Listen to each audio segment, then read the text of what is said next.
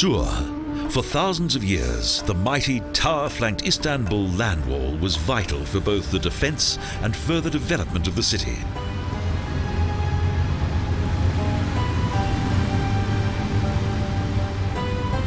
At the beginning of the 5th century, in the growing town on the Bosporus, there was little room for further expansion.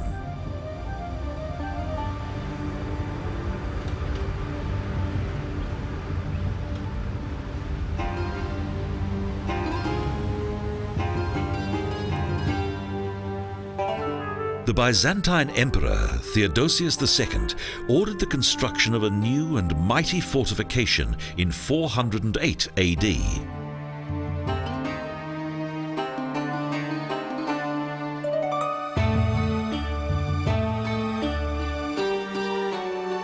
Close to the southern section of the fortress are the fairy tale-like plant-covered ruins of the A.D.The fortress.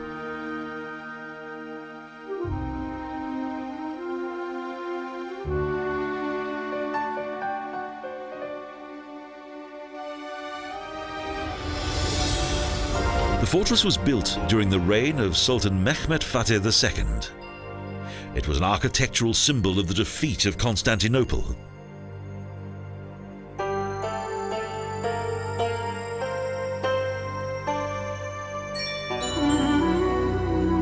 Following more than 1,000 years of resistance, the inhabitants of the city were forced to surrender to the Osmanic conquerors.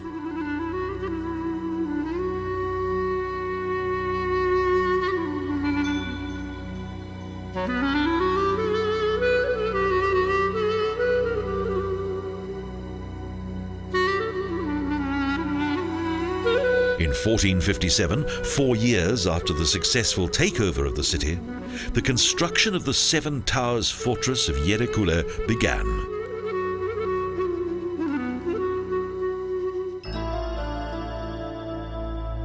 Unlike the gigantic proportions and military decoration of the Theodosianic Land Wall, this, however, was a rather plain structure.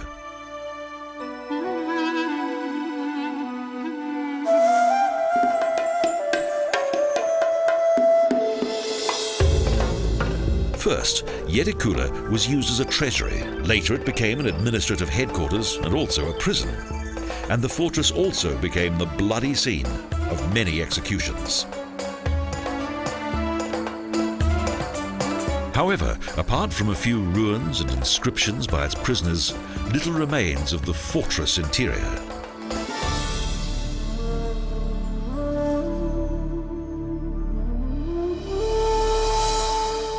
In addition to common criminals, foreign envoys and many in high office were also imprisoned here.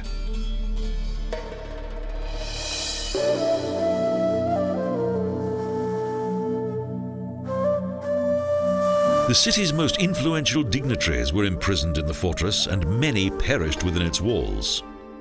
Even the region's sultans were executed here.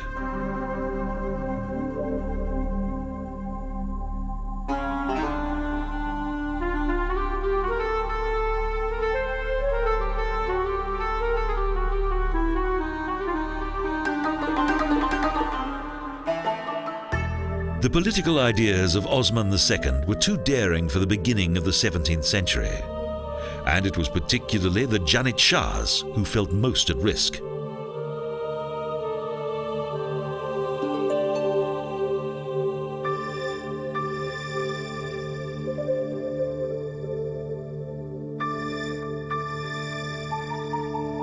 In order to prevent the abolition of the country's most elite troops, they anticipated the plans of the sovereign.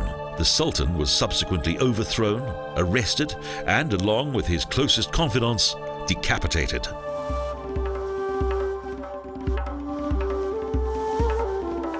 The protective fortress provides a beautiful view across the Marmara Sea, a welcome change from the dark and bloody past of this historic place.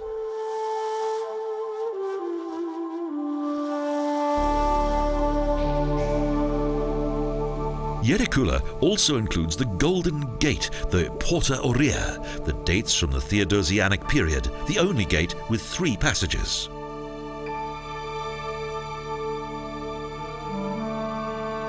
Today, little remains of the former gate and the triumphant road that once led to the city.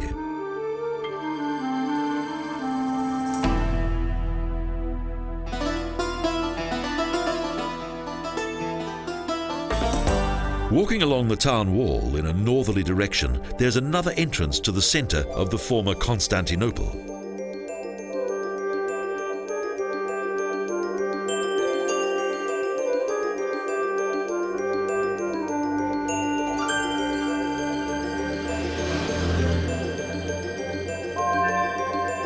The Silvery gate contains each of the essential features of this former Christian stronghold, whose main wall was almost 5 meters thick and around 11 meters high. A total of 96 towers rise above the massive wall that was also protected by an earlier wall and, in various strategic places, a deep ditch.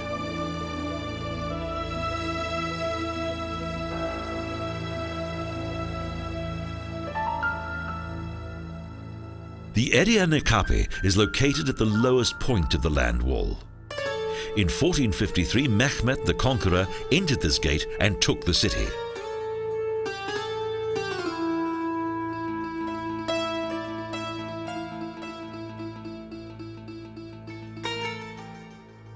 Between the 13th century and the takeover of Constantinople, Tekfursaray was an important area of the neighboring Blachernen palace.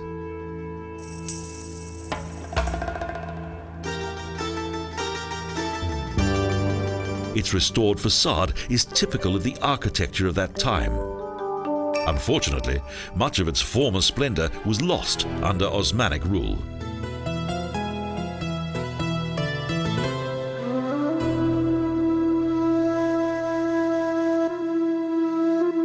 Shortly after the city's defeat, the building was in turn used as a brothel, for the manufacture of faience, and as a glass factory, prior to its eventual sad decline.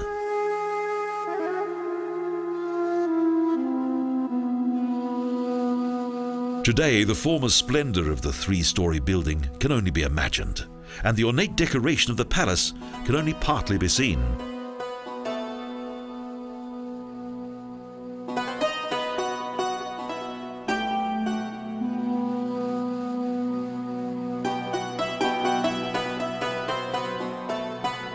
Close to the 6-lane motorway of Milit Kadesi that passes through the wall are the gates of Topkapi.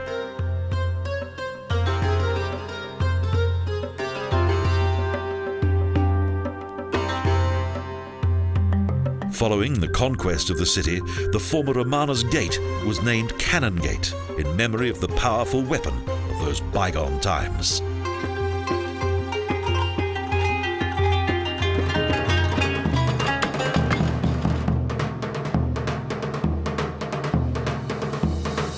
The city's new Osmanic sovereigns soon recognized the military importance of this almost impregnable protective wall.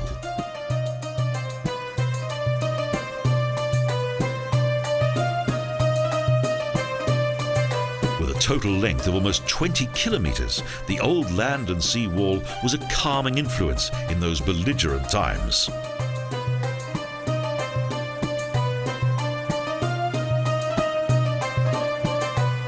The fall of the Byzantine Empire created a new flowering period in the city.